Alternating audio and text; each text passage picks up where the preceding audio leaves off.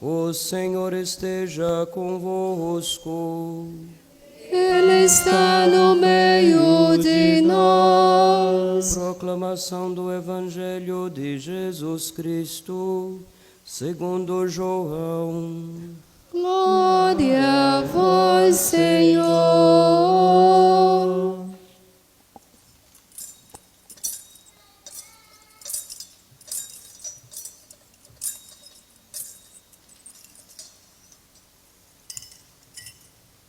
Naquele tempo, Pilatos chamou Jesus e perguntou-lhe: Tu és o rei dos judeus?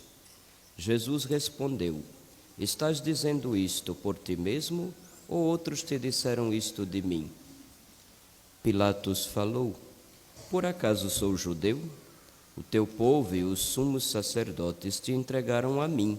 Que fizeste? Jesus respondeu: O meu reino não é deste mundo. Se o meu reino fosse deste mundo, os meus guardas lutariam para que eu não fosse entregue aos judeus, mas o meu reino não é daqui. Pilatos disse a Jesus: Então tu és rei? Jesus respondeu: Tu o dizes, eu sou o rei. Eu nasci e vim ao mundo para isto, para dar testemunho da verdade. Todo aquele que é da verdade, escuta a minha voz. Palavra da salvação. Glória a vós, Senhor.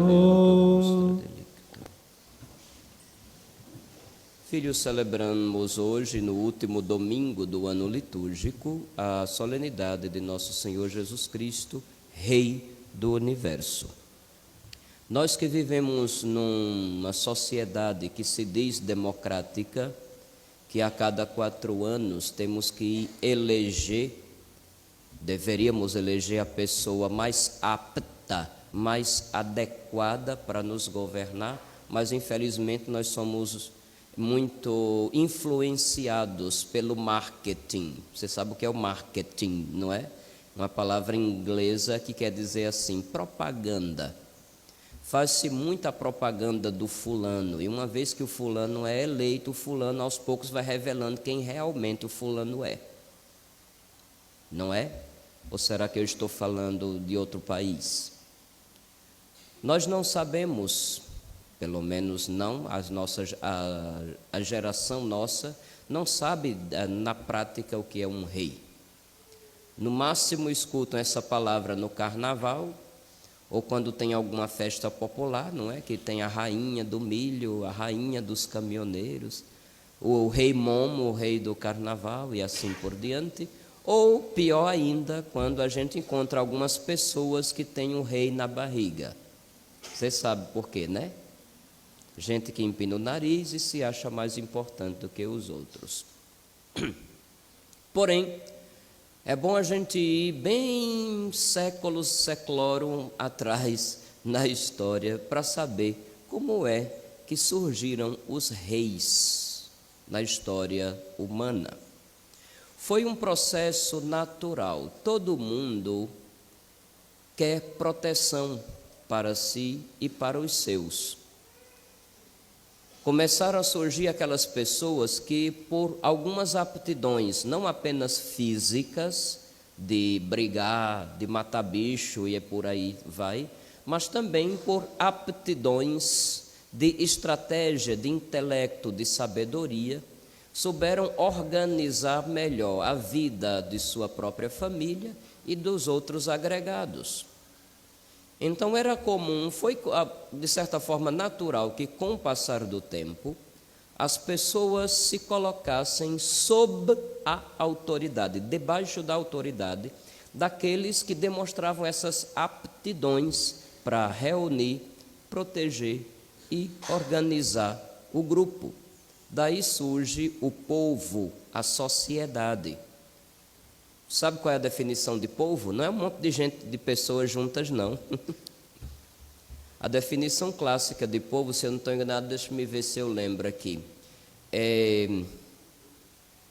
Povo é o conjunto das pessoas que se reúnem em sociedade debaixo do consenso da lei, da ordem. É bonitinho, né? Definição de povo. Muitas vezes quando a gente vai no meio das multidões, fica até espantado quanta desordem existem, e a gente fica pensando, será que o povo está mesmo debaixo do consenso da lei? Mas é a definição clássica. A reunião dos indivíduos unidos em sociedade sob o consenso da lei. Mas é bom lembrar, antes havia lei para haver o mínimo de ordem e para que o grupo se protegesse de grupos rivais ou de ameaças externas. Daí surgem as monarquias. Um fenômeno que é tão natural que ocorre em todas as culturas antigas. Não faz diferença se está na Europa, na Ásia, na África, na Oceania ou nas tribos mais simples daqui das Américas. O fenômeno da monarquia é tão natural que ocorre em todas as culturas, em todas as civilizações.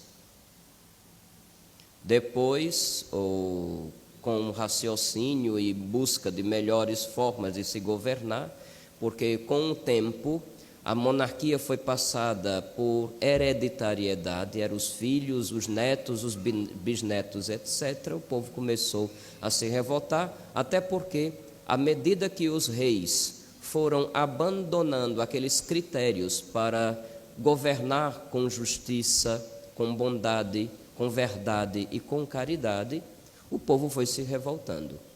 À medida que os reis aprenderam os princípios de justiça, de caridade e de verdade, eles governaram bem. Com o passar do tempo, também é bom frisar isso, o povo começou a entender que os reis só tinham a posição que tinham porque seriam iluminados, assistidos ou protegidos pela divindade. O chato disso é que alguns começaram a acreditar que eles próprios eram a divindade. Teve muito rei com um Deus na barriga, porque assim, para nós pobres plebeus, quando a gente se acha o tal, aí diz, ele tem um rei na barriga, ela tem um rei na barriga. E os reis vão dizer que tem eles próprios na barriga? Não, alguns achavam que tinham um Deus na barriga e se achavam deuses. Por mais que sentisse calor, frio, fome, sede ou precisasse usar o sanitário. Alguns se acharam deuses, por mais que morressem e tivessem que ser enterrados ou queimados. A igreja, de acordo com a tradição da Sagrada Escritura, entende que o poder, por sua própria natureza, é algo de Deus e que Ele pode conceder àqueles que coloca à frente do seu povo. Ele assistiu, por exemplo, Moisés para tirar o povo de Israel do Egito e para educá-lo no deserto, mas Moisés nunca foi rei. Ele assistiu Josué, que liderou o povo na conquista da terra de Canaã, mas Josué nunca foi rei. Ele assistiu os juízes, mas nenhum deles era rei. Era aquela pessoa sábia que liderava, que dava conselhos e que ajudava o povo a ter o mínimo de organização sob o consenso da lei. Para imitar as sociedades vizinhas, Israel pediu um rei. Então foi dado Saul como o primeiro rei de Israel, que depois, pela sua infidelidade, acabou perdendo o auxílio divino. E o auxílio divino passa para Davi, e a partir de Davi aos seus descendentes, a ponto de o povo do Antigo Testamento esperar o Messias como um descendente do rei Davi, que, no entendimento dos judeus, haveria de restaurar o antigo reino de Israel. Quando Jesus veio, Era essa a mentalidade do povo judeu. Esperava-se um Messias que reorganizasse o povo de Israel como um reino, com fronteiras geográficas, com organização política e assim por diante. Mas desde o início, nosso Senhor mostra sim que Ele é rei. Ele fala diversas vezes do reino de Deus, do reino dos céus.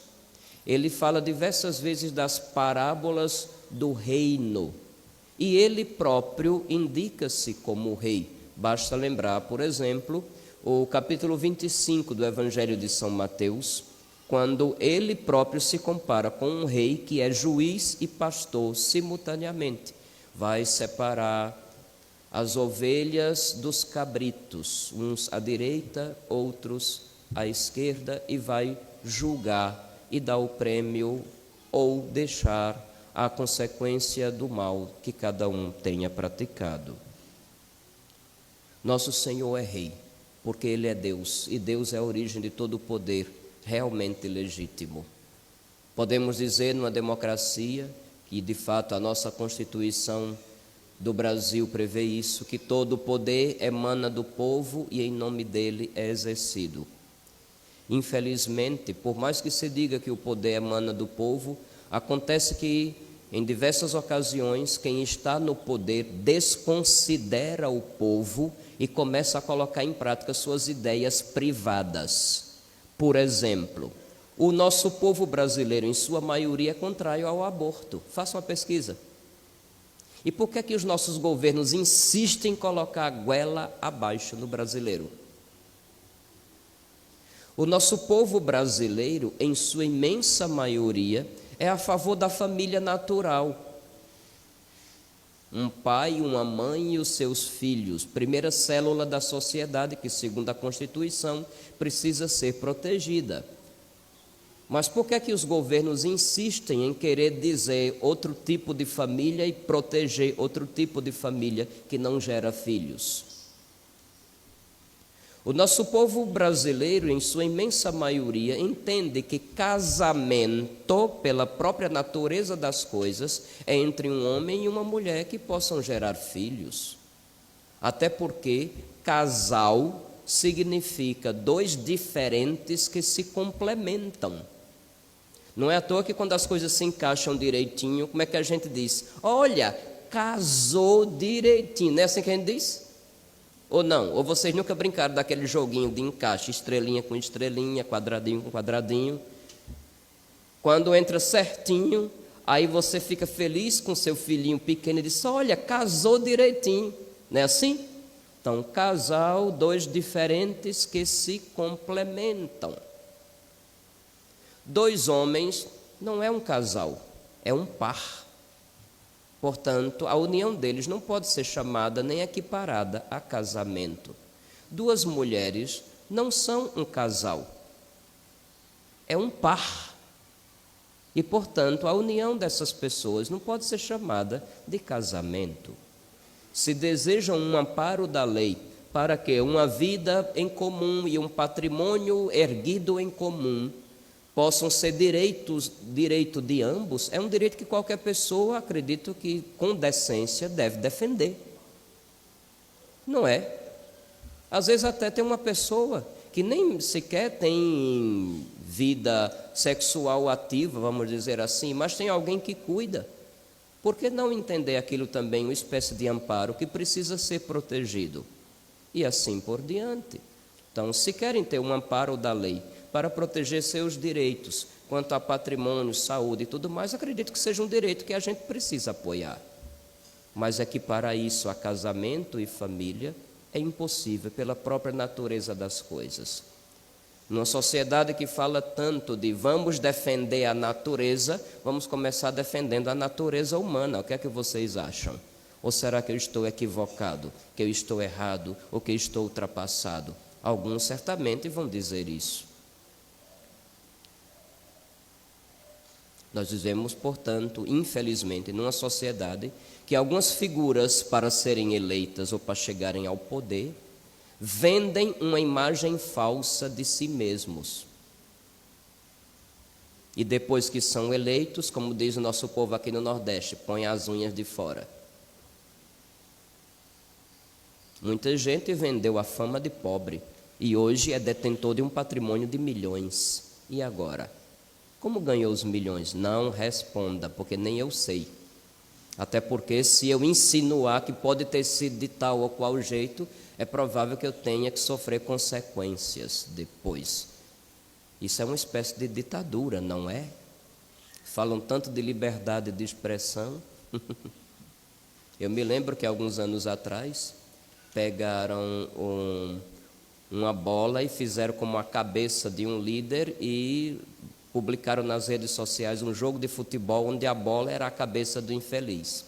Hoje em dia, quando se fala de uma arapuca com uma cachaça embaixo para ver se pega alguém, aí vão dizer que é um crime contra o Estado, todo mundo precisa ser condenado. Fiquem por dentro das notícias, pelo amor de Deus. Pois bem, o poder emana do povo, mas nem sempre é em nome dele exercido. É em nome de interesses pessoais, seja da pessoa, seja do partido.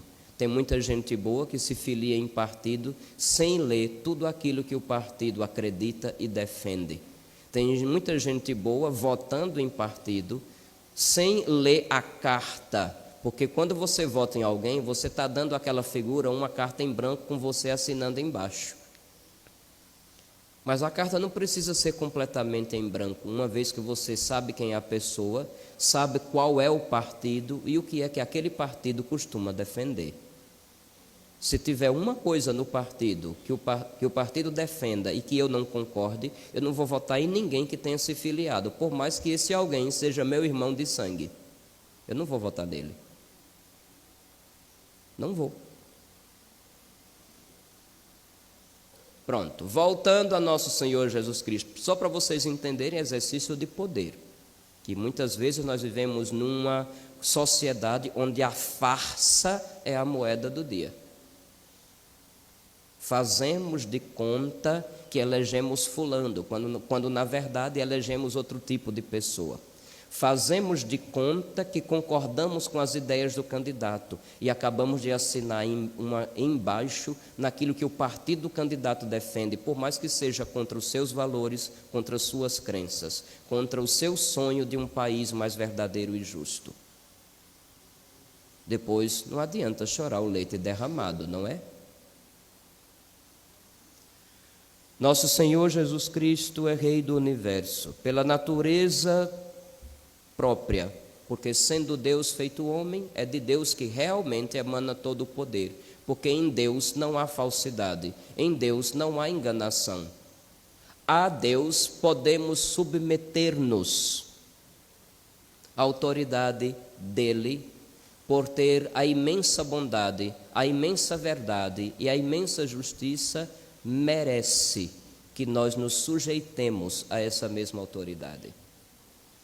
Coisa que nas autoridades da terra sempre ficamos com um pé atrás, a não ser que você tenha se transformado num fanático.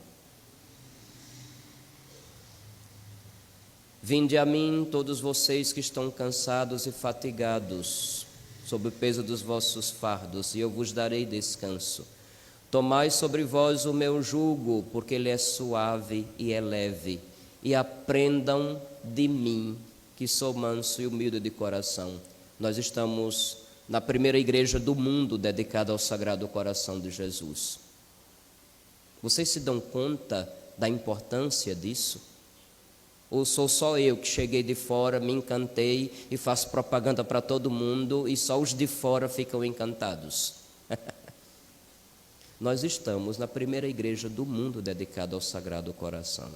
Aqui, mais do que em qualquer outro lugar, deveria ecoar com mais força. E aqueles que aqui vêm deveriam abraçar com mais convicção este convite do Senhor. Vinde a mim. Submetam-se ao meu jugo. Aprendam de mim. Somente quando acontece isso, nos aproximarmos do Senhor, nos colocar debaixo de sua autoridade e aprendemos dele, nós começamos a ser cidadãos desse reino onde ele é o soberano. E uma vez que fazemos parte deste reino, mesmo que não seja deste mundo, estando neste mundo, seremos capazes de fazer toda a diferença. Basta olhar a história dos santos ao longo de 2 milênios de história da igreja. Todos aqueles que foram ao Senhor, se colocaram sob a sua autoridade e aprenderam dele, fizeram a diferença. Se você vai ver, por exemplo, a história da agricultura, de como um continente inteiro foi salvo da fome, você não vai conseguir contar essa história sem se referir aos monges de São Bento. Sabia? Quem for estudar agronomia, algum dia vai ter que ouvir falar dessas coisas. É impossível você estudar qualquer tipo de ciência,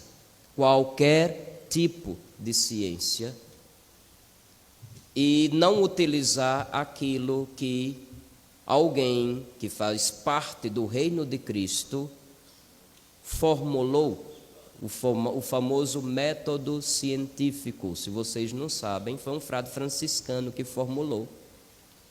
É impossível você entrar numa universidade e fazer de conta que aquilo ali não tem nada a ver com o reino de Cristo, porque foi justamente na igreja que essa instituição nasceu.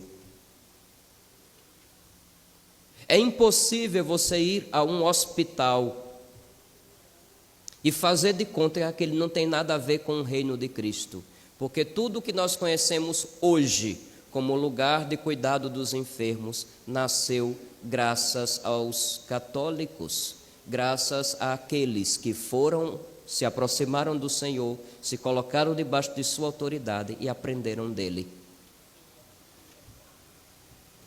Vocês entendem, meus filhos? Tudo o que há hoje de bom na nossa sociedade tem uma raiz no anúncio da doutrina de Jesus, de sua pessoa, de sua autoridade, do que se aprendeu com ele. Façam uma pesquisa mais profunda. Não se contentem com aqueles livrinhos rasos que as escolas públicas têm oferecido aos alunos, que cada dia mais conhecem menos de história. Os cidadãos do reino de Cristo fazem a diferença por onde passam. A verdade se torna presente, a justiça se torna presente. Não apenas a justiça distributiva. Sabe que existe justiça distributiva e equitativa?